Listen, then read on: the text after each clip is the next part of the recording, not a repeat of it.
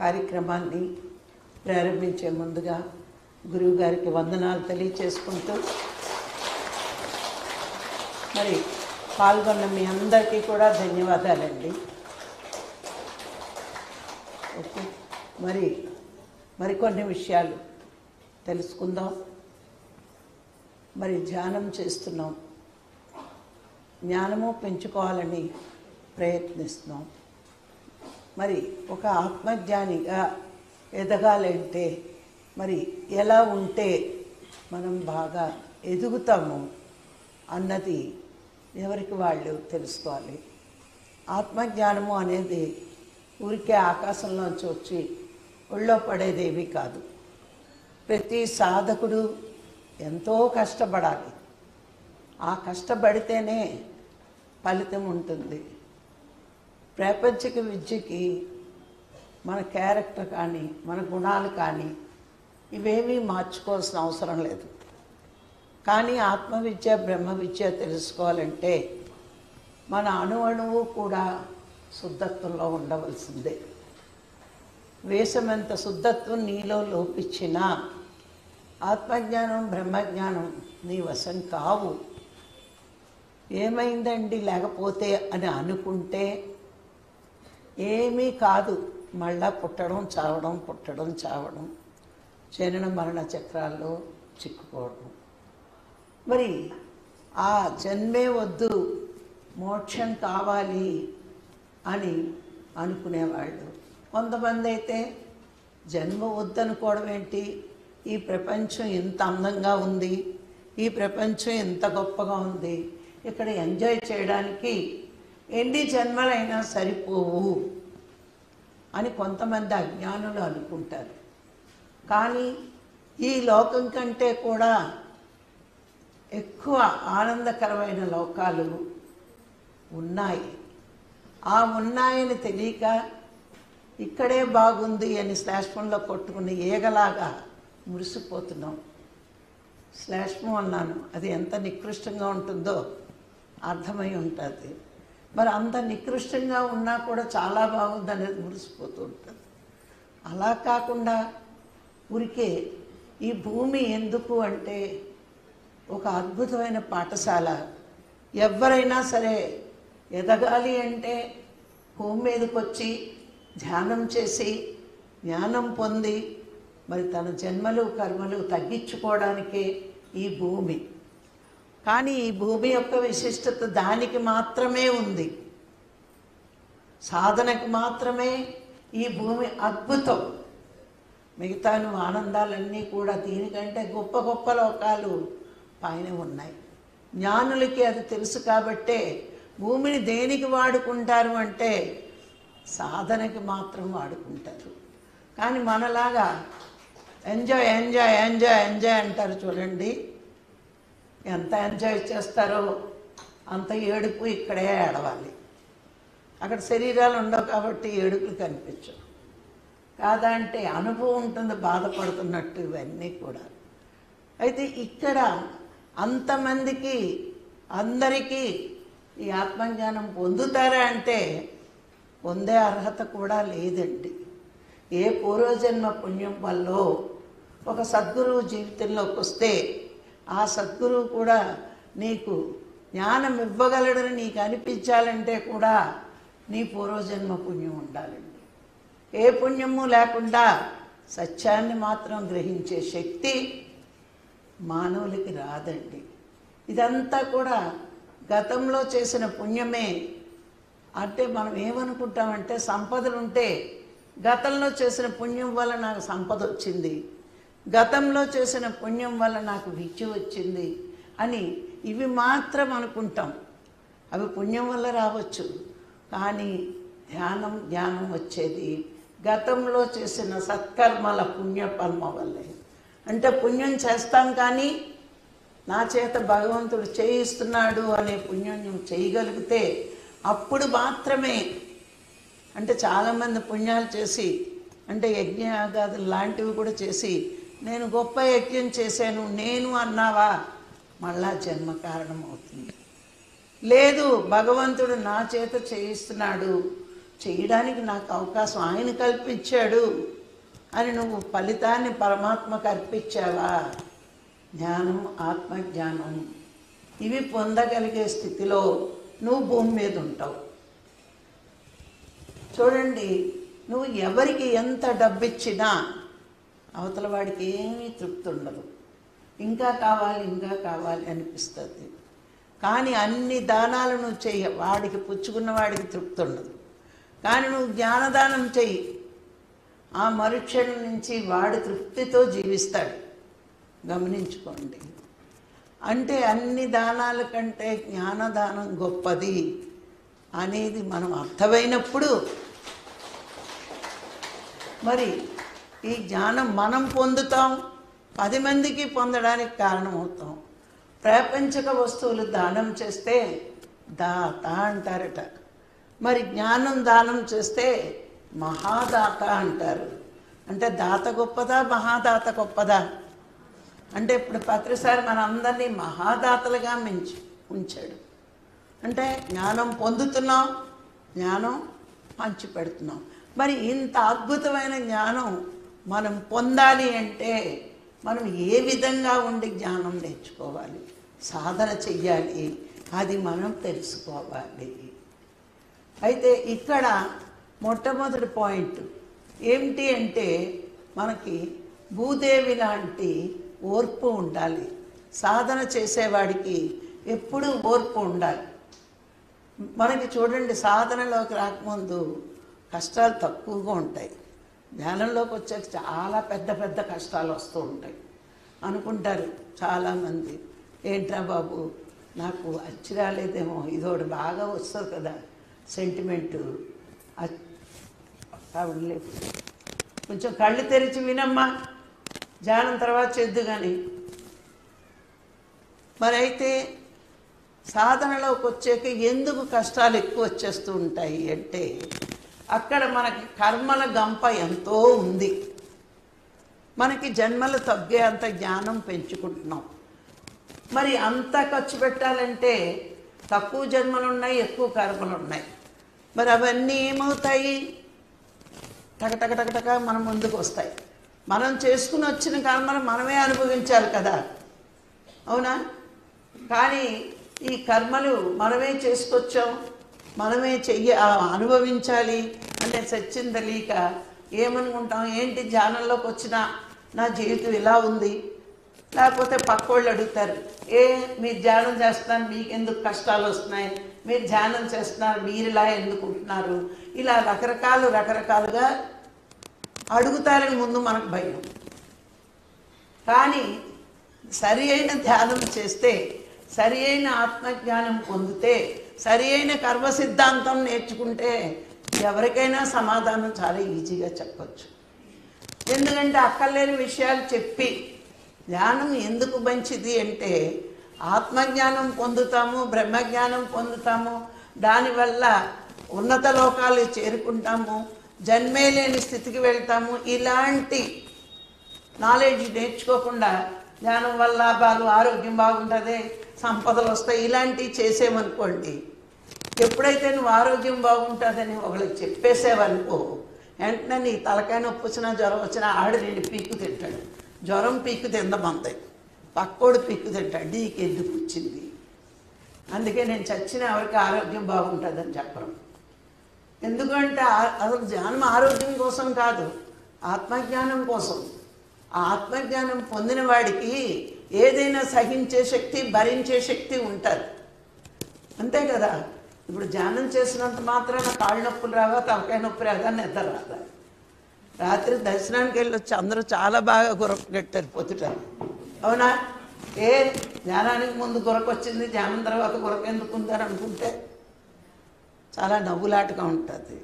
అన్నీ ఉంటాయి, కానీ ధ్యానం పెంచుకోవడం వల్ల ఏమవుతుంది, మనకే తెలియకుండా కర్మలన్నీ దగ్ధమవుతూ ఉంటాయి. ఆ కర్మలు కొన్ని మనం అనుభవించడానికి వచ్చేటప్పటికి అయ్యి బాబోయ్ ధ్యానంలోకి వచ్చాక చాలా బాధలు, కష్టాలు వస్తున్నాయి, ఎందుకు వచ్చింది ధ్యానమా అని వదిలేసేవాళ్ళు చాలామంది ఉంటారు. నిజంగా నేను ధ్యానంలోకి వచ్చిన ఏడాదికి కాలిపోయాను. కానీ కర్మ సిద్ధాంతం అర్థమయ్యి ఆత్మజ్ఞానం అర్థమయ్యాక మనం చేసుకునే కర్మను మనమే అనుభవించాలి.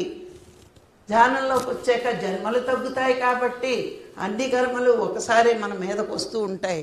అవి మనం అనుభవించేస్తే గొడవ లేదు, లేకపోతే మళ్ళీ జన్మలు తీసుకోవాలి అని అర్థమయ్యాక వచ్చే రోగాలకు కానీ వచ్చే కష్టాలకు కానీ భయం ఉండకుండా భూదేవిలా ఓర్చుకుంటాం.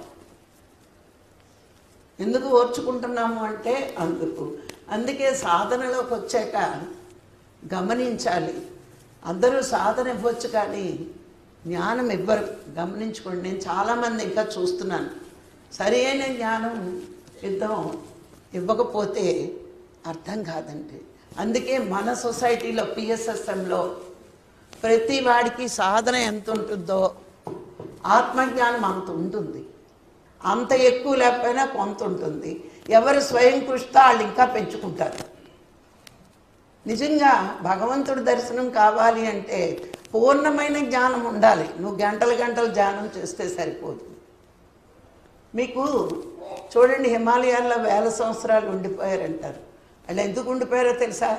సరి అయిన జ్ఞానం లేక. ఆ జ్ఞానం వచ్చి ఉంటే ఎప్పుడో మోక్షానికి వెళ్ళిపోయేవారు వాళ్ళు. ఆ జ్ఞానం రావట్లేదు వాళ్ళకి. ఆ సాధన వల్ల శరీరాన్ని అయితే నిలుపుకున్నారు, సరి అయిన సాధన లేదు. ఒకసారి మా భీమవరం హిమాలయాల నుంచి ఒక అబ్బాయి వచ్చాడు. ఇలాగే హిమాలయ యోగులు ఏం తింటారు, ఎలాంటివి తింటారు నేను మాట్లాడుతుంటే, ఆ ఆకులవి మనం కనిపెట్టలేము అని చెప్తే అబ్బాయి అన్నాడు, నాకు తెలుసమ్మా అన్నాడు. నీకెలా తెలుసు, ఎక్కడున్నావు కదా అంటే, నేను హిమాలయాల నుంచే వచ్చాను అన్నాడు. హిమాలయాల్లో నేర్పనిది మా భీమవరంలో నేర్పేది ఏంటి నీకు అన్నాను. అంటే ఆ అబ్బాయి అన్నాడు, నేను 14 సంవత్సరాలు మా గురువు గారికి శుశ్రూష చేశాను, ఎక్కడో చదివాను, జ్ఞానం వల్ల మాత్రమే పరమాత్మ దర్శనం కలుగుతుంది అని. వినరు, తప్పట్లో తేరగా దొరికింది. పూర్తిగా విన్నాక కొట్టాలేదు అని నేను నేర్చుకోవడానికి ఇక్కడికి వచ్చాను. ఆ గురువు గారిని అడిగాడట, నేనేదో సాధన చేస్తాను, ఆయనకి ఏదో సాధన ఉంటుంది కదా, మరి నాకు జ్ఞానం కావాలండి గురువుగారు అని అడిగాను. అడిగితే నేను నీకు జ్ఞానాన్ని ఇవ్వలేను, మరి నువ్వు వింధ్య పర్వతాలు ఉంటాయి అటువైపు వెళ్ళిపో, నీకు జ్ఞానం దొరుకుతుంది అన్నాడట. వింధ్య పర్వతాలు ఎక్కడుంటాయంటే పాకలపాడు గురువు గారి ఆశ్రమం ఉన్న ఏరియా వింధ్య పర్వతాలు ఉన్న ప్లేస్ అది. పాకలపాడు గురువు గారు కూడా హిమాలయాలకు వెళ్ళి ధ్యానం చేస్తే ఆయన అంతర్వాణి చెప్పిందట, నీకు ఇక్కడ జరగదు, నువ్వు వింధ్య పర్వతాలకు వెళ్ళిపోయి. అందుకని ఆయన ఇటు వచ్చాడనమాట. ఈయన నర్సీపట్నం వెళ్ళిపోయి ఒక గుడిలో కూర్చున్నాడట. మన పిరమిడ్ మాస్టర్కి ఎవడైనా కళ్ళు మూసుకుంటే దొరికేస్తాడు కదా, పాపం ఈడు దొరికాడు. ఏం బాబు నువ్వు ఈ ఊరికి కొత్తగా వచ్చావు, ఏం కదా కళ్ళు మూసుకున్నావు అంటే, నాకు ఆత్మజ్ఞానం కావాలండి, నేను హిమాలయాల నుంచి వచ్చాను, మా గురువుగారు వెళ్ళిపోమన్నారు, అందుకు వచ్చేసానండి అన్నాడు. సరే అయితే నీకు సరి అయిన ఆత్మజ్ఞానం కావాలంటే భీమవరం వెళ్ళిపోవన్నారట. అది అందుకని భీమవరం వచ్చాడు అబ్బాయి. వస్తే ఇక్కడ మనం కొట్టుకోవాల్సిన తప్పట్లు మనకు మనం కాదు, పత్రికారికి కొట్టాలి. ఎందుకు అంటే పిఎస్ఎస్ఎంలో సాధనతో పాటు జ్ఞానం పక్కనే పెట్టారు మన గురువు గారు. అర్థమైందా? ఈరోజు మనకి ధ్యానము జ్ఞానము రెండు సమానం బ్యాలెన్స్ చేసుకుంటూ నేర్చుకుంటున్నాము అంటే మరి ఈ సాధనతో పాటు జ్ఞానం ఎంత గొప్పదో ఇప్పుడు అర్థమైందా అండి? అక్కడి నుంచి నేను అప్పటి నుంచి అనుకుంటాను, హిమాలయాలకు వెళ్ళిపోతారు పాపం ధ్యానం చేసుకుందామని, అక్కడ నేర్చుకోవడానికి ఎక్కడా ఉండదు, మరి భీమవరం 3 డేస్కి వస్తే కొంచెమైనా నేర్చుకుంటారు కదా అని. అవునా? మరి మనకున్నది ఇప్పుడు చూడండి, మన సొసైటీలో జరుగుతున్న క్లాసులు కానీ ఏమైనా ఎక్కడైనా ఏ ఊర్లో అయినా కాస్తో కూస్తో నేర్పుతారు, నేర్పరని నేను అన్నాను. కానీ మిగతా సొసైటీలో ఇంత జ్ఞానం ఎవరికి ఇవ్వరండి. కాదంటే పై మెరుగులు చాలా బాగుంటాయి. ఏం పై మెరుగులు అర్థం అవ్వలేదు, ఎందుకంటే రాసేసుకోవడమే కానీ ఆలోచన లేదు కదా మనకి. అంటే ఒక డ్రెస్సు, మరి డ్రెస్ ఉండాలి కదా, పలానా పలానా అని, నువ్వు వాడా నువ్వు మాట, ఇలాంటివి ఉంటాయి కొన్ని. అయ్యి బాబాయ్ మా సొసైటీలోన మాకు డ్రెస్సు, మాకు ఆడ మగ అంటే అసలైన జ్ఞానం ఉండదు. నేను ఆత్మని, అవునా, అహం బ్రహ్మాస్మి తత్వమసి సర్వం కలిగం బ్రహ్మ, ఇట్లాంటి విషయాలకి అర్థాలు తెలియవు. కానీ డ్రెస్సులు వేసుకోవడం బాగా తెలుసు, ఏదో పేరు పెట్టి పిలుచుకోవడము తెలుసు, ఇవి వస్తాయి మిగతా చాట్లో. కానీ పిఎస్ఎస్ఎంలో ప్రయత్నిస్తే వాళ్ళందరికంటే కూడా హయ్యర్ స్టేజ్లో ఉండే ఛాన్స్ ఇక్కడే ఉన్నది. పత్రికారు మనకి అద్భుతమైన స్వేచ్ఛ ఇచ్చారు. ఏ స్వేచ్ఛ ఇచ్చారంటే ప్రతి వాళ్ళు కూడా ఆత్మజ్ఞానం బ్రహ్మజ్ఞానం పొందడానికి అర్హత ఉంది. మనకేమి 1 month కోర్సు, 2 month కోర్సు, 6 నెలల కోర్సులు లేవు. ఈ వేళ నువ్వు శ్వాస మీద ధ్యాస పెడితే ఆత్మజ్ఞానం బ్రహ్మజ్ఞానం పొందడానికి నీకు అర్హత ఉంది. అంటే నీ కృషి, నువ్వు ఎంత కృషి చేసుకుంటావు. గురువు చెప్పాడు నేను ఆత్మని అని, మరి నేను ఆత్మను అవునో కాదో విచారణ చేస్తూ మరి నువ్వు స్వతంత్ర పఠనం చేస్తే నువ్వు ఎదగడం ఈజీ చాలా. అందుకే ఇక్కడున్న ప్రతి వాడికి కూడా నేను శరీరం కాదు నేను ఆత్మని అని అందరికీ తెలుసు. తెలియని వాడు ఎప్పుడు ఇక్కడ ఉండడు. మరి అయితే దీనికి కావలసిన జ్ఞానం పొందాలి అంటే మరి మనం కొంచెం కష్టపడాలి. ఏది కష్టపడకుండా ఊరికే రాదు కదండి. ప్రపంచంలో డబ్బైనా ఏదైనా సరే, డిగ్రీలైనా కష్టపడకుండా ఊరికే అనుకుంటే వచ్చేస్తుందా? డిబ్బీలో డబ్బు వేస్తా వస్తుందా? ప్రాపంచికంగా కూడా మనం డిబ్బీలే ఏడు మన తృప్తి కోసమే కానీ ఊరికే మాత్రం రావు. అలాగే ఆత్మజ్ఞానం బ్రహ్మజ్ఞానం కావాలి అంటే నువ్వు ఖచ్చితంగా మరి ఓర్చుకోవాలి, ఓర్చుకుని నేర్చుకోవాలి. ఆ భూదేవి ఎంత ఓర్చుకుంటుందో మరి చూడండి. మనం ఎంతోమందిని తొక్కుతూ ఉంటాం, కాలువలు తవ్వుతున్నారు, ఆనకట్టలు కడుతున్నారు, తవ్వి మరి ఎప్పుడైనా నన్ను పగలగొడుతున్నారు ఇళ్ళు అని ఆవిడ తిరగబడిద్దా? తిరగబడితే మనం తిరగబడతాం అంతే. అందుకని భూదేవిని చూసి మనము ఓర్పు నేర్చుకోవాలి. సాధనలో ఎన్నో కష్టాలు ఉంటాయి, ఈజీగా వచ్చేది కష్టపడాలి. ఆ కష్టాన్ని ఇష్టంగా మార్చుకుంటే సాధనలో ఎంతో ఎత్తుకి ఎదగగలం. పువ్వు లాంటి సుగంధం ఉండాలి. 2వ పాయింట్ ఏంటంటే పువ్వుకి వాసన ఎంత సహజమో మనిషికి మాట అంత సుగంధం వచ్చేటట్టు ఉండాలి. సార్ చెప్తూ ఉంటారు, మన మాట మనకైనా ఉపయోగపడాలి, పక్కవాడికైనా ఉపయోగపడాలి. మనిషిలో సుగంధపూరితంగా ఉండేది మాటే. అందుకే ప్రేమపూర్వకంగా మరి చక్కగా మాట్లాడాలి. నేను ఆత్మని అనుకుంటే, అందరూ ఆత్మస్వరూపులు అనుకుంటే నీకు ప్రేమతత్వం నీకు తెలియకుండానే నీ నోటంటూ వస్తూ ఉంటుంది. ఈ మేనుకే విలువిస్తే నేను అని నువ్వు అనుకుంటే, ఎప్పుడైతే ఈ మేనుని నేనుగా చూస్తావో నీకు ఫస్ట్ వచ్చేది అహంకారం. నువ్వెంతవరకు అహంకారంతో ఉన్నావో నీకు నువ్వే అర్థం చేసుకో. నేను ఆత్మస్థితిలో లేను అని, ఉన్నాను అని కాదు. మాట అనడం వేరు, అది అనుభవపూర్వకంగా చెప్పడం. ఇప్పుడు క్లాసుల్లో వింటాం, థియరీ వింటున్నాం, అంటే సబ్జెక్ట్ అంతా వింటున్నాం, కానీ నీ అనుభవమే పెద్ద ప్రాక్టికల్. మీరు సైన్స్ స్టూడెంట్స్ బాగా అర్థమవుతుంది. ఏంటంటే క్లాస్లో థియరీ వినేస్తారు, ల్యాబ్లోకి వెళ్ళి ప్రాక్టికల్ చేస్తారు, దాని రిజల్ట్, ఆ ప్రాక్టికల్ రిజల్ట్ని బట్టి మీకు అక్కడ కరెక్ట్ తెలుస్తుంది. అలాగే మానవుడికి ఈ జీవితంలో ఎన్ని పాఠాలు థియరీలు నేర్చుకున్నా నీవు ఎలా ప్రవర్తిస్తున్నావో అదే పెద్ద ప్రాక్టికల్. ఆ ప్రాక్టికల్ కరెక్ట్గా ఉండాలి. భగవంతుడు చూసేది నీ థియరీని కాదు. పండితులు కూడా పుస్తకాలు చాలా తిరగేస్తారు, కానీ యోగి అన్నవాడు ఏం చేస్తాడు అంటే ఆ ప్రాక్టికల్, అంటే భూమి మీద ఆడి ప్రవర్తనను బట్టి ఆత్మగా ప్రవర్తిస్తున్నాడా, యోగిగా ప్రవర్తిస్తున్నాడా, జ్ఞానిగా ప్రవర్తిస్తున్నాడా, అజ్ఞానిగా ప్రవర్తిస్తున్నాడా అని చూసేది నీ పైవాడే. అందుకే నీ ప్రవర్తనను బట్టి నువ్వు అహంకారపూరితంగా ఉన్నావు అంటే ఇంకా శరీరానికి మనసుకి ప్రాముఖ్యతనిస్తున్నావు. లేదు ప్రేమపూర్వకంగా ఉండి నా చేత కానీ నా మాట కానీ అన్నీ కూడా విశ్వానికి ఉపయోగిస్తాను అని నువ్వు అనుకుంటే చాలా ప్రేమపూర్వకంగా ఉండగలుగుతావు నువ్వు. ఆ ప్రేమ ఎట్లా ఉంటుంది అంటే మరి ఆడి యొక్క క్యారెక్టర్ అర్థమవుతుంది. ఇప్పుడు చూడండి, కొంతమంది ఎంత సంపాదించినా వాళ్ళ సంసారం వరకే పరిమితం అవుతారు. Hello hello. కానీ కొంతమంది కొంచెమే ఉన్నా విశ్వానికి ఇవ్వడానికి ముందుకెళ్తారు. కోట్లు ఉన్నా ఒక్క పైసా కూడా విశ్వానికి ఇవ్వలేకపోతే వాడి డబ్బు ఏమవుతుంది? పూర్వం ఒక సామెత చెప్పేవారు.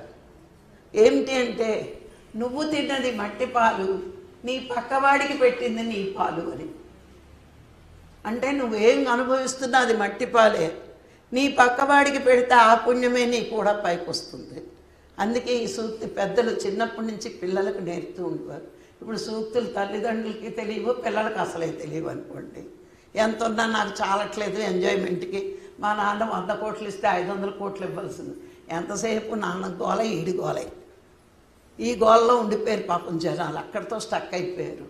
అందుకని మనము ముందు ఎలా ఉండాలి అంటే ప్రేమపూర్వకంగా ఉండగలగాలి. మన మాట చక్కని మాట అవ్వాలి, 10 మందికి ఉపయోగించే మాట అవ్వాలి. అలాంటి మాట మన నోట ఉంటే మనం గొప్పగా ఎదుగుతూ ఉంటాం. ఇప్పుడు జ్ఞానం ఉందండి, మనం పంచితేనే కదా. ప్రతిసారి మనకేం నేర్పాడు? నువ్వు పంచే ప్రతిదీ పెంచబడుతుంది కదా. మరి మనం పంచకపోతే మనం ఎలా పెరుగుతాం? 20 ఏళ్ల క్రితం నేను జీరోనే, ఏమీ లేదు. 20 ఏళ్ళ తర్వాత నేను ఇంచుమించుగా 17 ఏళ్ళ నుంచి నేను ప్రచారంలో ఉన్నా. మరి ఈరోజు 17 ఏళ్ల క్రితం ఏం తెలుసు అంటే, భగవద్గీతలో 4 శ్లోకాలు కంఠస్థ పట్టేసి, అంటే అహమాత్మ గుడాకేసి ఇలాంటి కంఠస్థ పట్టేసేదాన్ని అనమాట.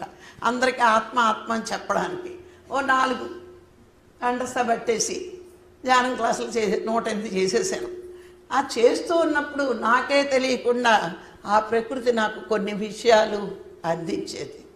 అందుకే ఎప్పుడైతే నాకు ఈ అనుభవం వచ్చిందో, మరి పంచితేనే చాలా బాగుంటుంది, దాచుకుంటే అయిపోతాం మనం అని. అందుకే ఏమంటారంటే మహాత్ములు, ప్రవహించే నదిలో నీరు ఎప్పుడూ బాగుంటుంది, అవునా? మరి నూతిలో నీళ్లు వాడకపోతే కుళ్ళి కొంపు కొడుతుంది. మనం ఎప్పుడూ కూడా ప్రవహించే నదిలాగా ఉండాలి. మన వాక్కు మన చేత అందరికీ ఉపయోగపడేటట్టుంటే, ఫలానా ఓళ్ళు కదా చక్కగా అన్నీ చూస్తారు, పెడతారు, ఇస్తారు, జ్ఞానవంతులు అని అనుకుంటే, ప్రజలు మెచ్చుకుంటే ఖచ్చితంగా పరమాత్మ మెచ్చుకుంటాడు. ఈ చిన్న కొటేషన్ గుర్తుంచుకుంటే చాలు. ప్రజలే మెచ్చుకోనప్పుడు పరమాత్మ ఏం మెచ్చుకుంటాడు? అందరిలో ఉన్నది ఆయనే. చాలామంది ఏమనుకుంటారంటే ఆత్మ అంటే నాలో ఉంది, నాలో ఉంది అనుకుంటారు. మరి నాలో ఉందా? ఆయనలో మనమున్నామా? అణువణువు అంతటా ఆయనే ఉన్నప్పుడు ఆయనలో మనమే ఉన్నాం కదా. నీలో ఉన్నానంటే తెలుసుకోవడం లేదు, ఆయనలో నువ్వున్నావంటే చాలా హ్యాపీగా సత్యంగా స్వచ్ఛంగా బతుకుతాం, అవునా? సర్వం కల్విదం బ్రహ్మ అనేసారు ఆఖరిని. ఆయన లేనిది, ఆయన ఉండనిది ఏదీ లేదు అని ఎప్పుడైతే నీకు అర్థమైందో, ఇంకా నేను ఉన్నది పరమాత్మ ఒడిలోనే అని స్వచ్ఛతగా ఉండడం మొదలు పెడతాం. ఇక 3వ పాయింట్, సింహం లాంటి నిర్భయం ఉండాలి. మనం భయం ఎప్పుడు వస్తుందంటే మనోస్థితిలో ఉన్నప్పుడు భయం వస్తుంది. మరి ఆత్మస్థితిలో భయం రాదు. ఎందుకు ప్రతిదానికి భయపడుతున్నాము అంటే, ఇదే శాశ్వతం అని అనుకుంటే కనుక ఈ మొగుడు, ఈ పిల్లలు, ఈ సంపదలు ఇవన్నీ నావి నేను అనుకుంటే భయం.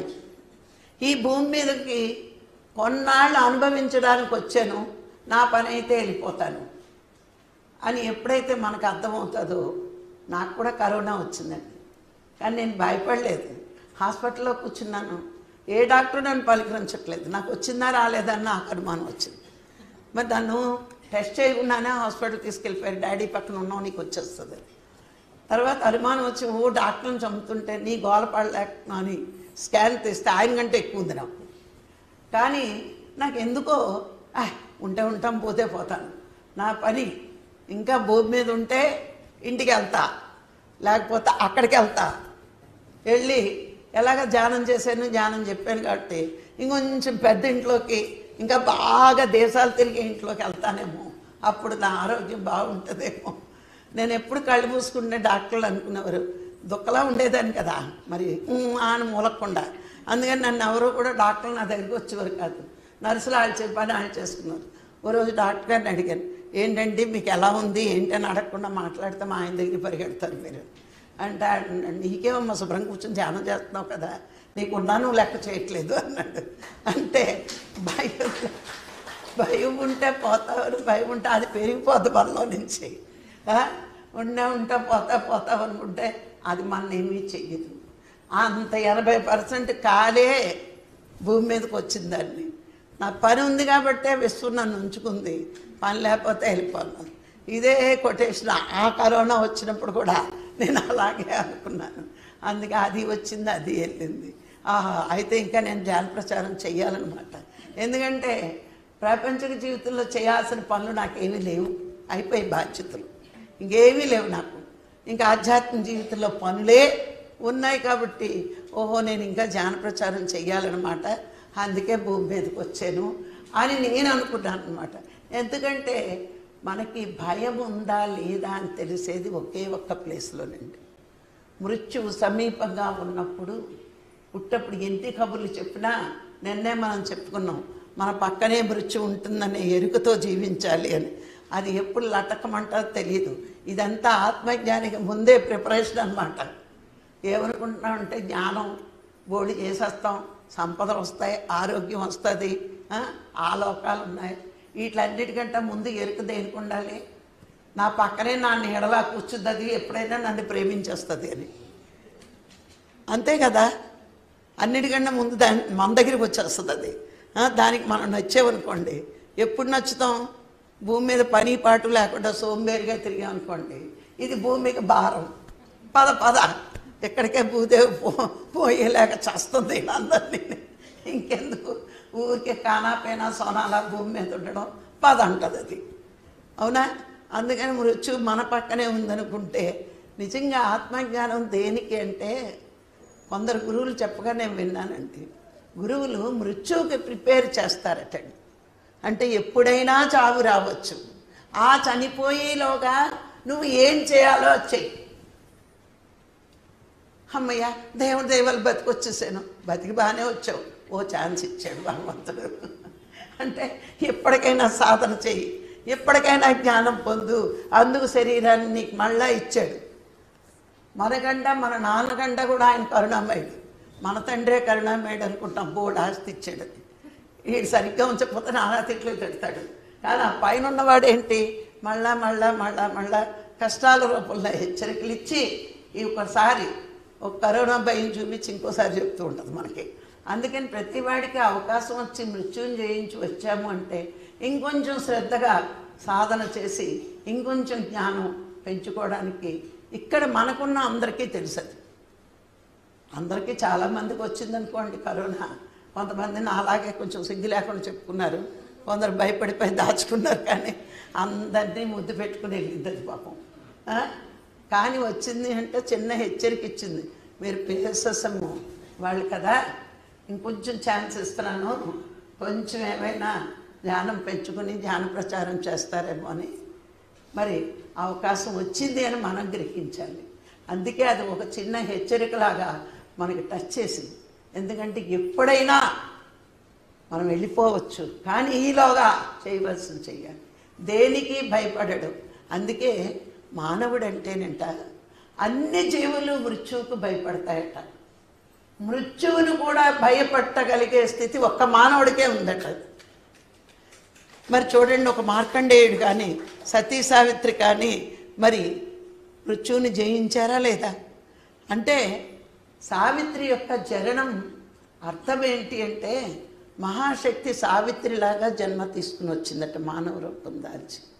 మీరు అరవిందో రాసిన ఆంధ్ర మహాసావిత్రి అని తెలుగులో ఒక పుస్తకం ఉంది, అది చదివితే అర్థమవుతుందండి. ఏంటి అంటే మహాశక్తి మానవ రూపం దాల్చి ఏం చెప్పింది అంటే సాధనతో యోగంలో ఉంటే ఆ మృత్యువును కూడా జయించవచ్చు అని తెలియచెప్పడానికి ఆవిడ జన్మ కారణం అటండి. సావిత్రి భూమి మీద దానికి వచ్చిందటండి. మరి సాధించిందా లేదా అంటే మనకు తెలియక మనం ఆవిడ మహాపతివ్రత భర్తను తీసుకొచ్చింది. పతివ్రత అంటే పతియే దైవంగా అన్నది కదా. అందరూ అలాగే ఉంటారు, పతిని తప్పించి పక్క వాళ్ళని చూడరు. అయినా వచ్చేస్తాడే ఇంటి పైనుంచి కిందకి మృత్యుదేవత రాదు కనబడదు. కానీ ఆవిడ గొప్ప జ్ఞాని. మరి కలికాలం వచ్చేటప్పటికి ఏమైందంటే అర్థాలు తెలియక జ్ఞానం ఎప్పుడైతే మన జీవితాల్లో చెల్లిపోయాయో ఆ రెండింటి గురించి తెలియక సావిత్రి పతివ్రత. నాకు చిన్నప్పుడు ఈ మొక్క అర్థమై వచ్చేది కాదు. సావిత్రి పతివ్రత అనే సినిమాలు కూడా వచ్చేసాయి కదా. ఇది చూసి ముసలోళ్ళంతా అమ్మో ఎంత పతివ్రత. నేను చిన్నప్పుడు పెద్దోళ్ళని అడిగాను పతివ్రత అంటే ఏంటి అని. అంటే భర్తని దైవంగా కొలుచుకోవడం. మరి ఈ కాలంలో ఆడవాళ్ళు మాట్లాడతారు కానీ పూర్వకాలంలో ఆడవాళ్ళు మాట్లాడేవారు కాదు కదా. వాళ్ళు ఏం చెప్తే అలా అనేవారు. మరి వాళ్ళు అనుకున్నవన్నీ జీవితంలో అయిపోయాయా అంటే ఖచ్చితంగా ఎదురాను. మరి ఆంధ్ర మహాసావిత్రి చదివేక అర్థమైంది. ఆ సావిత్రి జననం యొక్క అంతరార్థం మహాశక్తి మానవ రూపం దాల్చి భూమి మీదకి వచ్చి యోగంలో ఉన్నవాడికి మృత్యువును కూడా జయించవచ్చు అని తెలియపరచడానికే ఆవిడ మానవ రూపం తీసుకుందట. ఈ కథను పక్కన పెట్టి మసిపూసి మారేడికాయ చేసి పతివ్రతగా ఉండమ్మా అని ఎంత మొగుడికి లొంగినా ఏమీ రావట్లేదు, ఓ నెక్లెస్ చీర తప్పించి. ఏమైనా వస్తుందంటే అవి రెండు వస్తాయి. ఓ నెక్లెస్లు మొగుడికి కొంచెం కనికారం వస్తాయి, కొన్ని చీరలు నెక్లెస్లు వస్తున్నాయి, కానీ మిగతా కష్టాలు యథాతథం. ఇవన్నీ దాటాలి అంటే యోగంలో ఉండాలి, ఆ సాధన తెలియాలి. మరి అరవిందో ఆ పుస్తకం రాయడానికి 40 సంవత్సరాలు పట్టిందట. అంత కష్టపడి రాశాడు. మనం డబ్బులు పెట్టి కొనుక్కొని చదవడానికి మాకు మహాబద్ధకం. ఇంతలా ఉంటుంది ఆ పుస్తకం. అరవిందో రాసింది తెలుగులో సారివారి గారు ట్రాన్స్లేషన్ చేశారు తెలుగులో ఆంధ్ర మహాసావిత్రి. మనకైతే ఓ పేజీ తిప్పగానే నిద్ర వస్తుంది అనుకోండి, ఎందుకంటే అర్థం కాకపోతే నిద్రే కదా. క్లాసుల్లో కూడా కొంతమంది ధ్యానం చేసినట్టు కళ్ళు మూసుకుంటారు. ధ్యానం ఏం కాదండి, నిద్ర వస్తుంది. ఈ విషయాలు బుర్రకెక్కో ఎదోగోల. కళ్ళు మూయడం మహా తేలిక. నిద్ర వచ్చినప్పుడల్లా మూసేస్తే ఏమిటనుకుంటారు, అబ్బా ధ్యానం చేసేస్తున్నారు అనుకుంటారు. రాఘరావు గారు అయితే తిడతారు, నాకు ఛాన్స్ ఇచ్చుంటే మొట్టికాయలు వేసేది. నిద్ర ఎందుకు రాత్రంతా పడుకుంటారు అవునా. ఎన్ని గంటలు, ఒక 8 గంటలైనా పడుకుంటున్నారు, తెల్లారి నిద్ర వచ్చేస్తుంది.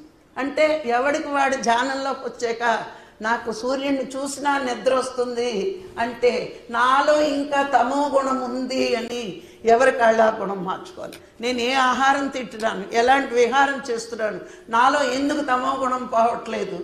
రాఘరావు గారు అరుచుకుంటూనే ఉంటారు, నిలవై తినొద్దు అని.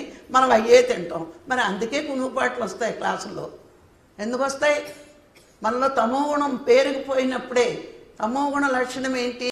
అతి నిద్ర, అతి ఆకలి. ఈ రెండు మనకుంటే మనం తమో గుణంలో ఉన్నట్టే. అంటే నువ్వు మనోస్థితిలో ఉన్నావు కాబట్టి ఆ శరీరం అలసిపోయినట్లు అనిపించి ఎక్కక బుర్రకే.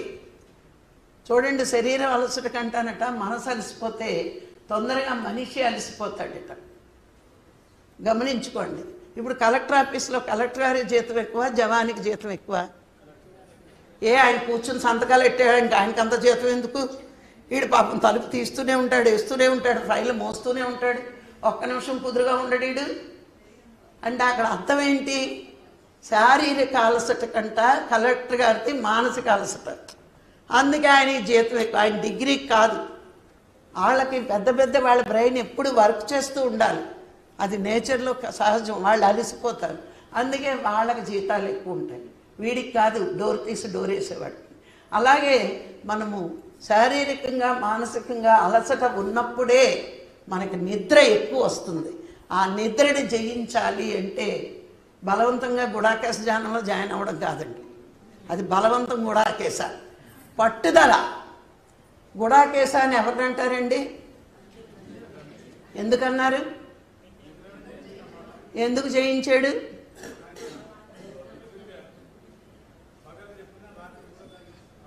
ఆయనకి ఏంటంటే తనని మించిన విలువిద్య ఉండేవాడు ఉండకూడదు భూమి మీద. అలా ఉండకూడదు అంటే ఏం చేయాలి? ప్రాక్టీస్ ఎక్కువ చేయాలి.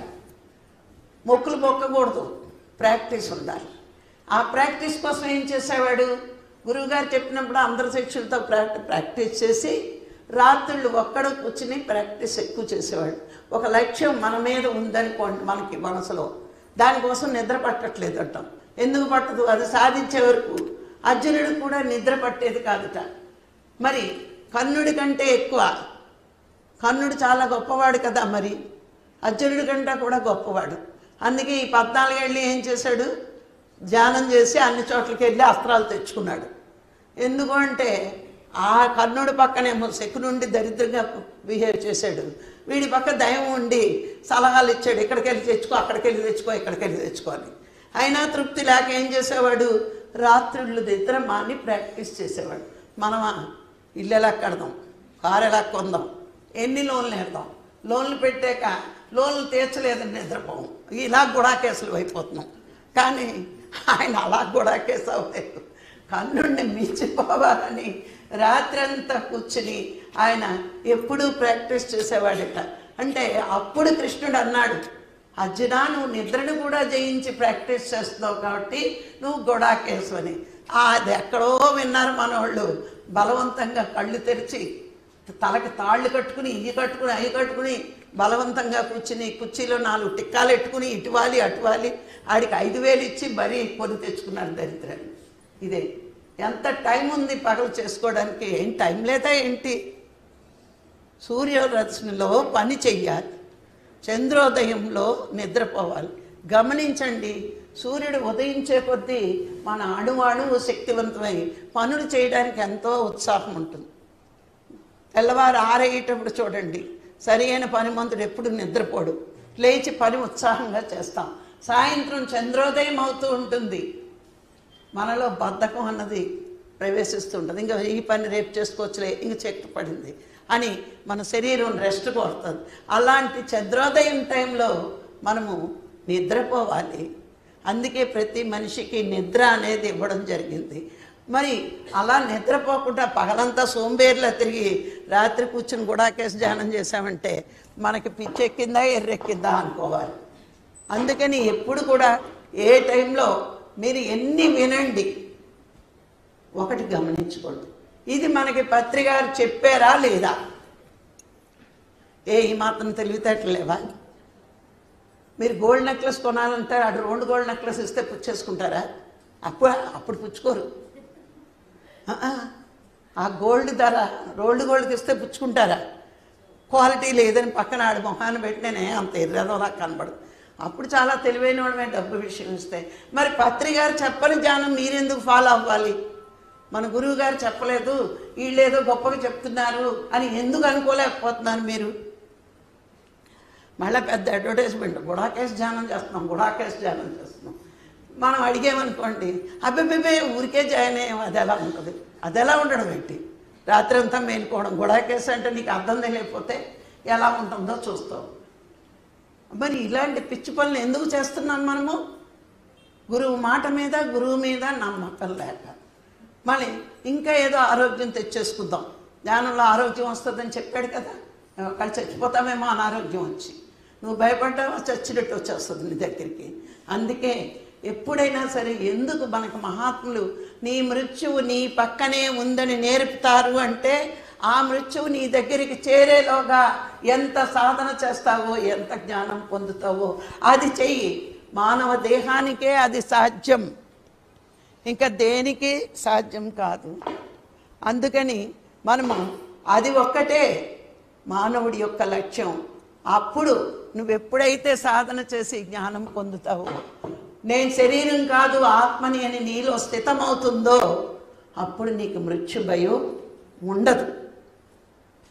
అది నేర్చుకోవాలి. సింహం లాంటి నిర్భయం ఉండాలని ఊరికే మనకి చెప్పలేదు.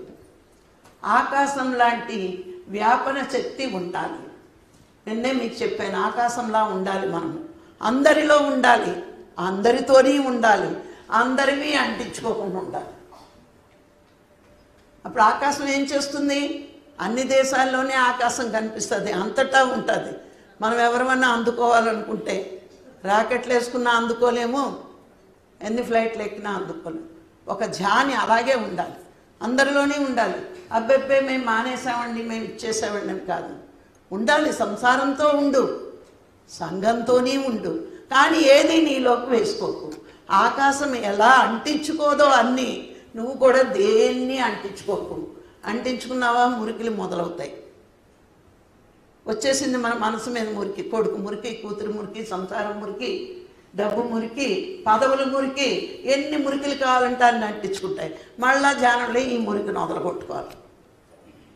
ఎవరి జీవితమైనా వాడి కర్మ ప్రకారమే నడుస్తుంది. మన కూతురైనా, మన కొడుకైనా, మన అమ్మైనా, మన అక్కైనా. అవునా? ఏ ఏ ఇళ్ళ నుంచి ఈ ఆత్మలన్నీ వచ్చి ఈ ఇంటికి చేరాయో మనకేమైనా తెలుసా? తెలియదు. వాడి జీవితం ఒకే తల్లి కడుపున పుట్టిన ఇద్దరు పిల్లలు ఉంటే ఒకడు గొప్ప విద్యావంతుడు అవుతాడు, ఒకడు దరిద్రుడు కావచ్చు. నా కొడుకు గురించేనండి బెంగ, నాకు అన్నీ బాగానే ఉన్నాయి. నువ్వు ఆత్మజ్ఞానం పొందాక ఏమనుకోవాలి? వాడి పైలోకాల నుంచి ఎన్ని కర్మలు అనుభవించడానికి భూమి మీదకి వచ్చాడో వాళ్ళు ఆడి మీద బెంగేటి, అదో బెంగ ఇందులోకి వచ్చి కూడా. ఆడి కర్మలు తీర్చుకోవడానికి వచ్చాడు, మన కడుపునే పుట్టాడు. ఎందుకంటే ఇక్కడ బాగా డబ్బు ఉంటుంది కాబట్టి, లేకపోతే బాగా స్వేచ్ఛ ఉంటుంది కాబట్టి అని, లేకపోతే మన మీద ఆయన గత జన్మలో ఏడిపించాం కాబట్టి మన కడుపునే పుట్టి మనల్ని ఏడిపిస్తూ ఉంటాడు. ఈ యాక్షన్లన్నీ చేయడానికే వచ్చాం. సరి అయిన జ్ఞానం పొందలేనప్పుడు నా కొడుకో నా మనవడో కొన్ని కొడుకులతో ఊరుకుంటారా, మళ్ళీ మనవలు ఇస్తారు తోకల్లాగా. మళ్ళీ అది నాదే అంటే అది నా బాధ్యతే. ఇలా ఒకళ్ళని బట్టి ఒకళ్ళని బట్టి వాళ్ళు మన దగ్గరికి రారెడ్డి, మనమే వెళ్ళిపోతాం అంటించుకోవడానికి. అందుకని అన్నిటిలోనే ఉండు, దేన్ని నువ్వు అంటించుకోకు. ఆకాశం లాంటి వ్యాపన శక్తి ఒక సాధకుడికి ఉండాలి. నువ్వు అన్నిటితో ఉండు, కానీ నీ ఛానల్లోకి వచ్చినంత మమకారం అక్కడ తెచ్చుకోకూడదు. ఎవరి కర్మను బట్టి వాళ్ళకి జరుగుతూనే ఉంటాయి. మరి అలా ఉండగలిగితే నువ్వు చాలా చాలా గొప్పవాడివే అవుతావు. మరి మనం అలా ఉంటున్నామా లేదా? ఎన్ని విన్నా ఫోన్ చేసి ఏమే మా అబ్బాయి టైంకి వస్తున్నాడా, మళ్ళీ రాఘరావు గారి టైం చూశారు, డింగి డింగి మళ్ళీ లోనికి వస్తారు, సెల్ ఆపరు. ఈయన చేత ఆడు బాగానే ఉంటాడు, నువ్వు అయిపోతావు ఇక్కడ ఈ సెల్ మోగి. అవునా? అంటే నేచర్ ఏం చూపించింది? బాగున్నాడా అని అడిగావు, అసలు నువ్వే బాగాలేవు. అంతే కదా, నువ్వు బాగోలేక ఫోన్ చేసి కెలుక్కున్నావు, కంగారులో ఫోన్ మర్చిపోయావు, ఇక్కడికి వచ్చి టింగ్ టింగ్ అనిపించారు, రాఘరావు గారి చేతి తిట్లు ఇవ్వను. వెంటనే నేచర్ సమాధానం చెప్పింది కదా, నీకు ఎందుకే హాయిగా 4 రోజులు ధ్యానం చేయడానికి తిరుపతి వెళ్ళి మళ్ళీ ఇంటికి ఫోన్ చేసి బాగున్నాడా మనవాడు బాగున్నాడా, పిల్లలు బాగున్నారా, నువ్వు బాగున్నావా, పని మనిషి వస్తుందా, ఎదవ సోదంతా వేసి టైం వరకు సోది చెప్తారు. ఈలోగా రాఘరావు గారు టైం అయింది రెండు అంటే ఫోన్ స్విచ్ ఆపడం మర్చిపోతారు, లోనికి వచ్చి తిట్లు తింటారు, బాగున్నావా అయిపోయింది. ఎంత విచిత్రమో చూడండి. ఎవ్రీ రియాక్షన్ మళ్ళీ వెంటనే రియాక్షను. ముందు మనం బాగోవాలి. బాగోవడం అంటే ఏంటి? ఏ టైంకి ఎలా ప్రవర్తించాలో అలా ప్రవర్తించడం నేర్చుకోకపోతే నేచరు పత్రికారి రూపంలోనో రాఘరావు గారి రూపంలోనో తిట్ల వర్షం కురిపించడం ఖాయం మీకు. ఎందుకు తప్పు చేయాలి? తప్పే చేయకూడదని నీ మనసులో ఉంటే వాళ్ళందరూ బాగుంటారు, నేను ధ్యానం క్లాస్కి వచ్చాను అని ఏమన్నా సెల్ ఆపగలుగుతున్నామా? లేదు. వెంటనే ఓపెన్ చేస్తాం, పెద్ద పుడిగిలా మనకే సెల్ ఉన్నట్టు. అక్కడి నుంచి మన అజ్ఞానానికి నేచర్ ఏదో విధంగా తిట్లు తినిపిస్తుంది. మనము దగ్గర ఉంటేనే వదులుకోమంటే దగ్గరున్నదే వదులుకోమంటున్నాం, కానీ ఇక్కడికి వచ్చి కూడా వదులుకోవట్లేదు. అది గోల మనకి. అందుకని ఇవన్నీ ఎందుకు పదే పదే పదే పదే మననం చేసుకుంటున్నాం మనం? ఎందుకు? నేచర్ మా చేత మీకు చెప్పేస్తుందంటే ఎక్కడో లోపం ఉంది, ఆ లోపాన్ని సరి చేసుకోవడానికే మనం ఇవన్నీ వదులుకుంటేనేగా మీరు చక్కని ధ్యానం చేయగలరు. ఆ చక్కని జ్ఞానం చేస్తేనే మనం పొందవలసినవన్నీ పొందుతాము. మరి ఇవి మానేసి మరి మనం ఇంకా ఏదో ఏదో ఏదో చేస్తే ఎట్లా కుదురుతుంది? మరి బంధాలని వదులుకునే ధైర్యం ఉండాలి.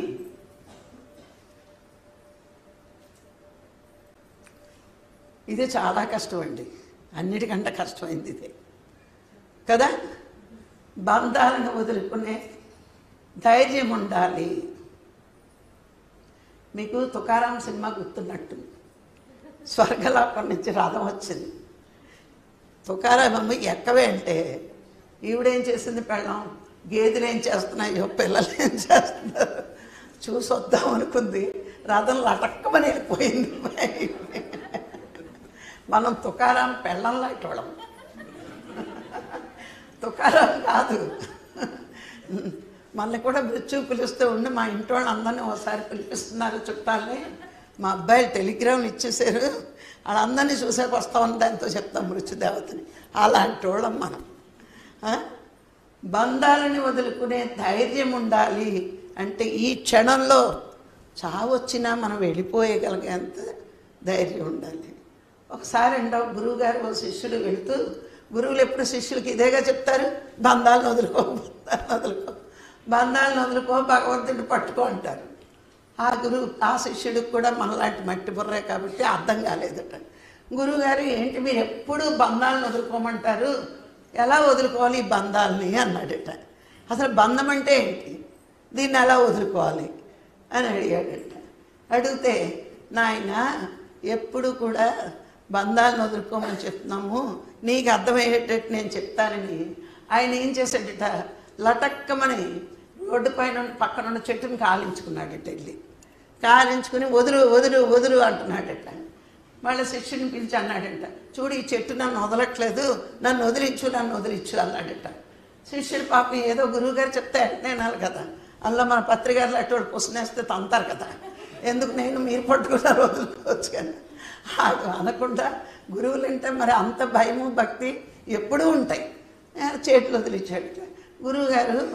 అప్పుడు శిష్యుడు అడిగాడట, గురువుగారు వెళ్ళి మీరే ఆ చెట్టుని కాలించుకున్నారు, కాలించుకుని నన్ను వదులు నన్ను వదులు నన్ను వదులు అంటున్నారు, చెట్టు వదలలేదు అంటున్నారు, మీరే కదా దాన్ని బంధించారు అంటే, బంధాలు కూడా ఇంతేనైనా, అవి మన దగ్గరికి రావు, మనం వెళ్ళి కాలించుకుంటాం, కాలించుకుని ఈ బంధాలు వదలట్లేదు, బంధాలు వదలట్లేదు. ఎవరు కాలించుకుంటున్నారు? మనమే. పోనీ మన పిల్లల్ని పెంచేసాం, అక్కడితో ఊరుకుంటామా? మనవల్ని పెంచాం, ఆడు స్కూల్ అయిపోయింది, స్కూల్లోకి వెళ్ళాడు, ఆడు కాలేజీలోకి వెళ్ళాడు, అయిపోయింది. ఎప్పటికైనా చావుకు రెడీ ఉంటాం. అబ్బే ఉన్న మనవాడు పెళ్లి చూడకపోతే ఇలాగా పెంచాను కదా, నాకు చాలా ఇష్టం అండి, మనవాడు పెళ్లి చూసి చచ్చిపోతాడు. పోనీ పెళ్లి చూసి చచ్చిపోతాం అనుకుంటావా? అప్పుడు మళ్ళీ పోస్ట్ పోన్మెంట్ ఏంటి? మనవడి చేత ఒక మనవడు పుడితే, హలో హలో వచ్చింది, ఈ మనవడికి ఒక కొడుకు పుడితే కనకాభిషేకం చేయించుకుంటే డైరెక్ట్గా వెళ్ళిపోవచ్చట. ఎన్ని బంధాలు ఏర్పరచుకుంటామో చూడండి, మనం వదులుతున్నామా?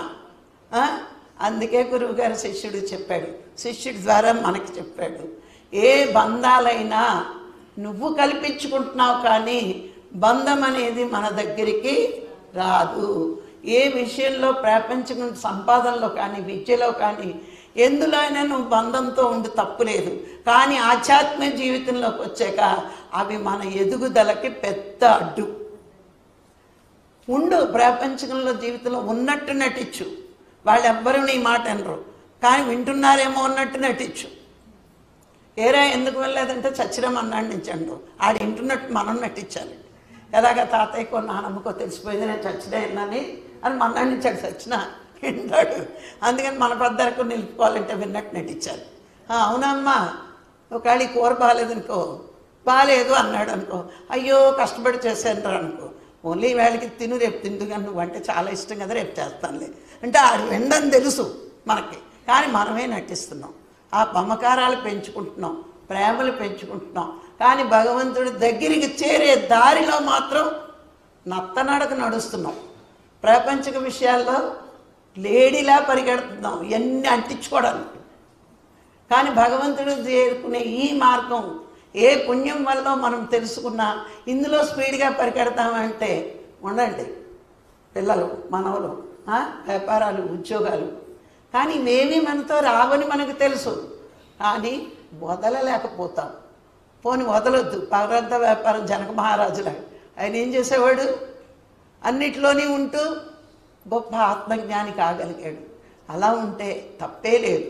కానీ ఇవి మనకి అడ్డనుకున్నప్పుడు వాళ్ళ మీద ప్రేమ కొంచెం తగ్గించుకుని భగవంతుడి మీద ప్రేమ మనం పెంచుకోవాలి. నీకు భగవంతుడు నిన్ను కరుణిస్తాడు అంటే నువ్వు ప్రపంచక సేవలు ఎన్ని చేసినా ఈ ఆత్మజ్ఞానానికి సంబంధించి ఈ సేవలో నువ్వు ఉండగలిగిన రోజున నిన్ను అత్యున్నత స్థాయికి తీసుకెళ్లేదాన్ని ఇచ్చినాను. మేము కూడా ప్రపంచక సేవలు ఎన్నో చేసేవాళ్ళం. వీధిలోకి ఐస్ వాటర్ సప్లై చేసేవాళ్ళం, మేము హోమియోపతి హాస్పిటల్, నేను ఇన్స్టిట్యూట్ పెట్టివి, మరి ఓల్డ్ ఏజ్ వాళ్ళకి ఫంక్షన్స్ ఇవ్వడం, ఇవన్నీ అప్పుడు అవి కరెక్ట్ అనిపించేది. ఇది చేస్తే మంచిది, అది చేసేమనేమో మాకు ఈ ప్రమోషన్ వచ్చింది. అప్పుడు అర్థమైంది ప్రపంచక సేవల్లో టైం వేస్ట్ చేయకూడదు. మరి ఆధ్యాత్మిక సేవలో ఇప్పుడు చూడండి, ఎలిమెంటరీ స్కూల్ అయిపోయాక ఖచ్చితంగా కాలేజీలో జాయిన్ అవ్వాల్సిందే. ఇంకా నాకు అలవాటు అయిపోయింది, ఎలిమెంటరీ స్కూల్లో చదువుతానంటే చదువు నష్టమేం లేదు, గాడిదలాగా ఎదుగుతావు కానీ క్లాస్కి రాదు. ప్రమోషన్ ఎక్కడ వస్తుంది? మనని ఎప్పుడు ఎక్కడ ఏ మెట్టి మీద ఉంచాలో భగవంతుడు ఆ మెట్టి మీద ఉంచుతాడు. అలాగే ప్రపంచక సేవలు ఫస్ట్ చేస్తాం, తర్వాత ఆధ్యాత్మిక సేవలు. ఇప్పుడు ఆ సేవలన్నీ ఆపేసాం, ఎందుకంటే దానికి దీనికి మేము టైం స్పెండ్ చేయలేము. అందుకని ఆపడం. ఇప్పుడు ఏమైంది? నిరంతరము ఈ ధ్యానము ధ్యాన ప్రచారమే. అయితే క్లాసులకు వెళ్తాం, లేకపోతే జూమ్ క్లాసులు ఉంటాయి, లేదా స్వాధ్యాయము ఇట్లాంటివి ఉంటాయి. అంటే ప్రతి నిమిషము కరెక్ట్గా ఉపయోగించుకోవడము అంటే ఒక ఆత్మజ్ఞానికే శాతం అవుతుందండి. మిగతా వాళ్ళు ఉపయోగించుకోలేరు. ఎందుకంటే మనకి ఎన్నో కార్యక్రమాలు ఉన్నాయి. ఒకటి సాధన చేయడం, 2 స్వాధ్యాయం చేయడం, 3 అందరికీ చెప్పడం. ఇవి చేస్తూ ఉన్నప్పుడు మనకు ఒక్క నిమిషం ఖాళీ ఉండదండి. ఖాళీ దొరికితే మనం చదువుకుంటాం, లేకపోతే సాధన చేస్తాం. ఎందుకంటే క్లాసులకు వెళ్తున్నాం, శక్తి ఖర్చు పెడతాం, మళ్ళీ ఆ శక్తి పూడాలి కదండి. ట్యాంక్ నిండా నీళ్ళు పెట్టాం, నీళ్ళు వాడేసాక మళ్ళీ ట్యాంక్ ఫుల్ చేయాలి లేదా? అలాగే ఈ ట్యాంక్ సరిగ్గా పనిచేయాలి అంటే నిరంతరము ధ్యానం మనకు ఉండాలి. మరి చాలామంది చెప్తూ ఉంటారు, నాకు అవసరం లేదు, పత్రికారు చెప్పారు. పత్రికారు ఏం చెప్పారు? దీనికంటే అది గొప్పదన్నారు, కానీ నిన్ను ధ్యానం చేయమనలేదు. మరి ఆంజనేయ స్వామి ధ్యానం చేస్తున్నాడు, శివుడు ధ్యానం చేస్తున్నాడు ఇంకా అంటారు. మనకేం పోయే కాలం? మనం ఎన్ని క్లాసులు చెప్పినా మనము కళ్ళు ముయ్యాలి. ఆ మూస్తేనే మరి ఆ గొప్ప స్థాయి ఎదుగుతాం. లేకపోతే మనం ఎక్కడ వేసిన గొంగళి అక్కడే ఉంటాం. అందుకే నిరంతరము శక్తిని సంపాదించాలి, ఆ శక్తిని విశ్వానికి అంకితం చెయ్యగలగాలి. ఇలాంటి జన్మే జన్మ, ఇలాంటి జీవితమే గొప్ప జీవితం అవుతుంది. అంతేకాని మొదట్లో నేను కూడా జ్ఞాన ప్రచారం అంటే పెద్ద ఇష్టపడేదాన్ని కాదు. ఎవరంటారు. అప్పుడు ఓ పుస్తకం చదివేశామనుకోండి, ఒక నెల్లాళ్ళ తర్వాత ఆ విషయాలు గుర్తుండేవి కాదు. అలా ఎన్ని పుస్తకాలు చదువుతున్నా, స్వాధ్యాయం అన్నారు కదా, మరి పాయింట్లు ఎందుకు గుర్తురావు అని మళ్ళీ డైరీ రాయడం మొదలుపెట్టాం. అప్పుడు ఏదో చదివితే వచ్చేసినట్టు ఉంటాయి, మూసేస్తే రావు. కానీ ఎప్పుడైతే ధ్యాన ప్రచారంలోకి వస్తామో, మనం ఎప్పుడైతే 10 మందికి చెప్తూ ఉంటామో మనకి మననం అవుతుంది లోన. ఎన్ని క్లాసులు చెప్తుంటే మనం అన్నిసార్లు మననం చేసినట్లు లెక్కండి. అందుకే ప్రతిసారి మనకి చెప్పండి అనడానికి కారణం ఏంటంటే సొసైటీని పెంచేస్తామని కాదు, మనం ఎదగడానికి, మనలో ఆ ప్రజ్ఞ స్థితం అవ్వడానికి. మొట్టమొదట్లో నీ ప్రయత్నంతో నీ జ్ఞానం పెంచుకోవాలి. నీ ప్రయత్నమే. సాధన చేయాలి, పుస్తకాలు చదవాలి, సాంగత్యం చేయాలి, అది నీ ప్రయత్నం. నీ ప్రయత్నంతో చేస్తూ చేస్తూ చేస్తూ నువ్వు అదే ధ్యాసలో ఉన్నప్పుడు నీకు తెలియకుండానే ఆ ప్రకృతి ఎంతో జ్ఞానాన్ని నీలోకి స్థితమయ్యేటట్టు చూస్తూ ఉంటుంది. అందుకే మొట్టమొదట మనం ప్రయత్నిస్తూ ఉండాలి. ఆ ప్రయత్నం చెయ్యాలి ఒక స్థాయికి ఎదిగే వరకు. తర్వాత అంత నువ్వేమి కష్టపడిపోక్కర్లేదు. ఎంతమందికి చెప్తావో నీకు అంతకి అంత వస్తూ ఉంటుంది. చూడండి, ఒక్క మామిడి టెంక నాటుతాం మనం, ఎన్ని మామిడి టెంకలు వస్తాయి? లక్షలు వస్తాయి. ఒక్క చెట్టు మన ఇంట్లో ఉంటే లక్షల కాయలు కోసుకుని తింటాం. అలాగే నువ్వు ఎంతమందికి చెప్తావో అంత ఆత్మజ్ఞానం బ్రహ్మజ్ఞానం నీ వశమవుతుంది. అంటే ఆత్మజ్ఞానం బ్రహ్మజ్ఞానం కనిపించని సంపద. ఈ లోకంలో డబ్బు కనిపిస్తోంది, హోదాలు పదవులు కనిపిస్తున్నాయి, కానీ ఆత్మజ్ఞానం బ్రహ్మజ్ఞానం కనిపించదు. కాబట్టి దీనికి విలువ లేదనుకుంటారు. కానీ అన్నీ చదివితే ఇది ఎంత గొప్ప స్థితో. ఎందుకండి, మీరు ఒక్క ఉపనిషత్తు తీసి చదవండి, ఈ ఆత్మజ్ఞానం బ్రహ్మజ్ఞానం పొందిన వాడి స్థితి. పట్టుదల ఉండాలండి. మీకు నచికేతుడు మీ అందరికీ తెలుసు కదా, నచికేతుడి గురించి కఠోపనిషత్తులో నచికేతుడి గురించి. 5 ఏళ్ల పిల్లవాడు, వాడికి ఎక్కువ వయసు ఉందా అంటే ఎక్కువ వయసు కూడా లేదు, 5 ఏళ్ల పిల్లవాడు. వాళ్ళ నాన్న విశ్వజిత్ యాగం చేస్తున్నాడు. చేస్తుంటే అందులో ముసలి ఆవుల్ని ఇట్లని అట్లని కూడా దానం ఇచ్చేస్తున్నాడు. ఇస్తున్నప్పుడు ఈ అబ్బాయికి పూర్వజన్మ సంస్కృతి ఉందో ఏంటో, అయ్యో మా నాన్న ఇలాంటి ఆవుల్ని ఇచ్చేస్తున్నాడు, ఎందుకు పనికిరానివి, మరి పాపం వస్తుంది అని అనుకుంటూ ఆడు విశ్వజిత్ అంటే అంత దానం ఇచ్చేయాలి, మళ్ళీ వాళ్ళ దగ్గర నుంచి వాళ్ళ ఆశీర్వచనంలో వీళ్ళకి ఇస్తారు కొన్ని సంపదలు కానీ భార్యా పిల్లలు కానీ. ఆ తొందరలో ఈ పిల్లాడు అడిగాడట వాళ్ళ నాన్నని, నన్ను ఎవరికి ఇస్తావు నన్ను ఎవరికి ఇస్తావు అని. వీడి వెంటబడి విసిగిస్తున్నాడని కోపం వచ్చాడు నాన్న, నిన్ను యమధర్మరాజుకి ఇస్తానన్నాడట. అన్నాడు, వాడు ఆ కోపంలో అనేశాడు. మనం అంటాం చచ్చిపోతున్నాడు అదవా అంటాం, అంటే ఆడు చచ్చిపోమని ఆ తల్లి కోపంలో అంటుంది.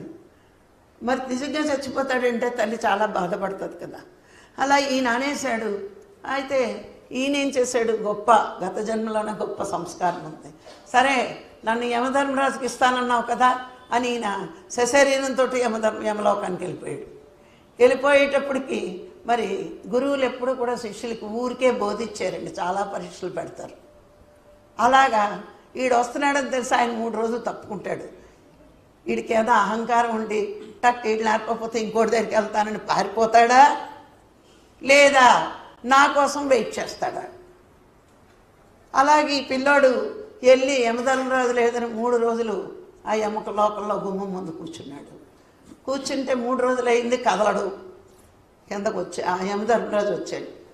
సరే ఈ పిల్లోడు 3 రోజులు అన్నం నీళ్లు తినకుండా నిరాహారిగా నా దగ్గర కూర్చున్నాడు, నా కోసం కూర్చున్నాడని ఆ పిల్లోడు లోన తీసుకొచ్చి, సరే 3 రోజులు వెయిట్ చేసావు కాబట్టి నీకు 3 వరాలు ఇస్తాను కోరుకో అన్నాడు.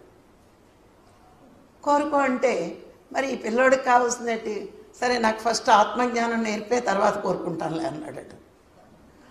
వద్దు వద్దు కాదు, మరి ఆత్మజ్ఞానం అన్నది అందరికీ రాదు, నీకు బంగారం ఇస్తాను వెండిస్తాను, మరి యమధర్మరాజు సావిత్రి చాలా చెప్పాడు కదా, అలాగే ఈ పిల్లోడికి చాలా చెప్పాడు. వీడు అన్నీ వినేస్తున్నాడు, మళ్ళీ ఆత్మజ్ఞానం అంటున్నాడు, అన్నీ వింటున్నాడు ఆత్మజ్ఞానం అంటున్నాడు. అప్పుడు యమధర్మరాజు ఈ అబ్బాయికి ఏం చెప్పాడు అంటే ఆత్మజ్ఞానం మొత్తం చెప్తూ, మరి దానితో పాటు ఈయన నీకు మాట ఇచ్చాను కాబట్టి ఆత్మజ్ఞానం నేర్పుతాను, కానీ 3 వరాలు నువ్వు తీసుకోవాలి అంటే అప్పుడు ఏం చేశాడు అంటే, మరి ఫస్ట్ నేను వెళ్ళినప్పుడు మా నాన్నగారు నన్ను తిట్టకుండా పూర్వం ఎంత ప్రేమగా చూశారో అలాగే చూడాలి మా నాన్నగారు అన్నది ఒక వరం కోరుకున్నాడు. 2వ వరం ఏంటంటే, యజ్ఞయాగాదులు చేసినప్పుడు ఒక అగ్నిని ప్రజ్వలింప చేస్తారు, చేసి అందులో హోమాలు వేస్తారు, అది దేవతల వరకు తృప్తిపరుస్తారు, అది చాలా గొప్ప యాగం. ఆ అగ్నికి నచికేతాగ్ని అని అంటే ఆ విద్య కూడా యమధర్మరాజు దగ్గర ఈయన నేర్చుకున్నాడు. కాబట్టి భూలోకంలో నీ ద్వారా ఇది ఈ విద్య విస్తరింపబడుతుంది అని నచికేతాగ్ని అని ఆ విద్య కూడా ఈయనకి నేర్పి ఆత్మవిద్య బ్రహ్మ విద్య నేర్పి మరి కిందకు పంపిస్తాడు. ఆయన ద్వారా పరంపరగా భూలోకంలో వ్యాప్తి చెందింది ఎందరో ఋషులు. కానీ ఇక్కడ మనం గమనించవలసిన విషయం ఏంటంటే, 5 ఏళ్ల పిల్లవాడు ఆత్మజ్ఞానం కోసం 3 రోజులు నిద్రాహారాలు మాని ఎంత గొప్పగా ఎదురు చూశాడు చూడండి. మనకి 50 ఏళ్ళు వచ్చినా యావ ఉండదు, ఏదో గోళ, ఇంకా ఏం తిందామా ఏముందామా ఎంత కారు పొందాము. 5 ఏళ్ళ పిల్లవాడికి ఎంత శ్రద్ధ ఉంది ఆ ఆత్మవిద్య బ్రహ్మ విద్య నేర్చుకోవాలని. మరి మనకి ఇవన్నీ ఈ ఉపనిషత్తులు ఈ కథలు తెలుసుకుంటే మనకి ఎంత తక్కువ స్థాయిలో తపన పడుతున్నావో మనకి అర్థమవుతుంది. ఎంత ఎక్కువ స్థాయిలో తపన పడాలో మనం చేస్తున్న లోటేంటో మనకి అర్థమవుతుందండి. అందుకే నేను అందరికీ చెప్తాను, ముందు ఉపనిషత్తులు చదవండి.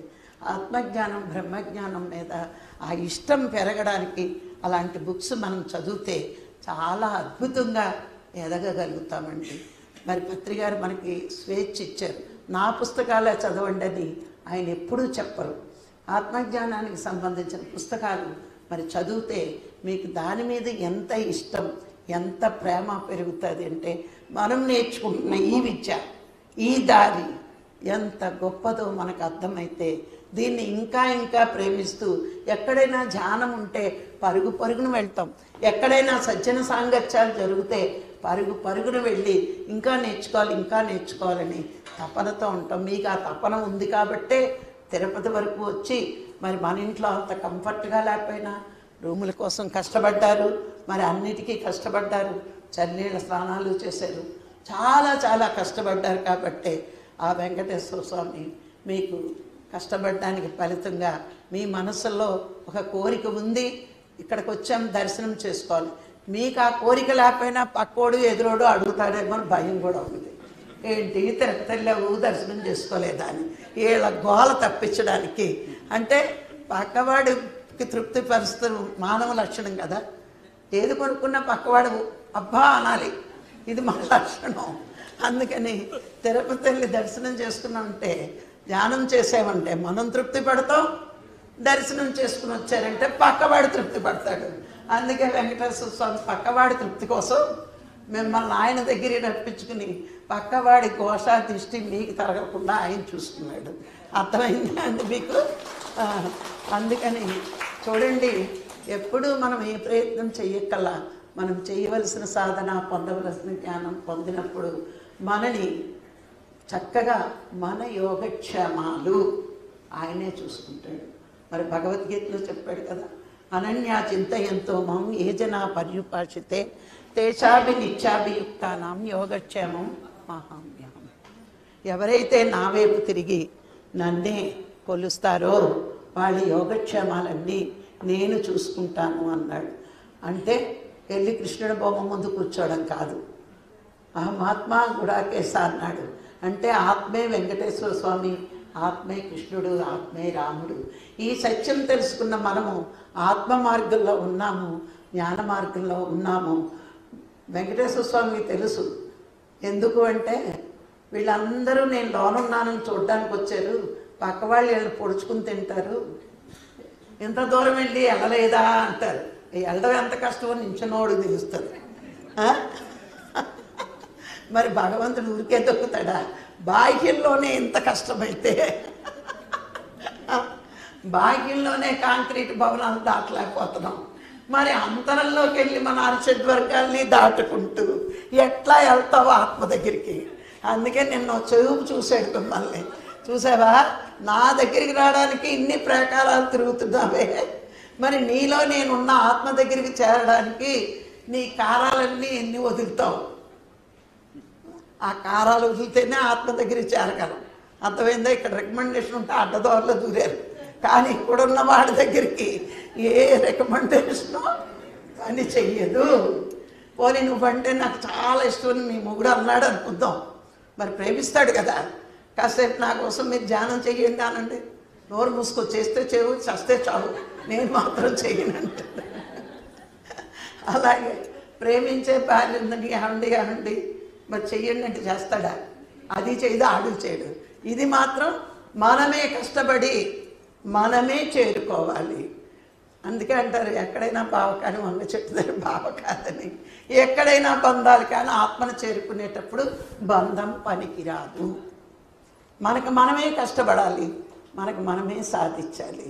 మనం వచ్చే మార్గంలోకి ఇంకా పట్టుదలగా ప్రతి నిమిషము ఉపయోగించుకోవాలి. మరి పత్రిగారు మనల్ని ఏ స్థితిలో చూడాలనుకున్నాడో ఆ స్థితికి మనము చేరిపోవాలి. అది అప్పుడు మనం ఎదిగినట్టు. మరి ఈరోజు ఈ అవకాశాన్ని ఇచ్చిన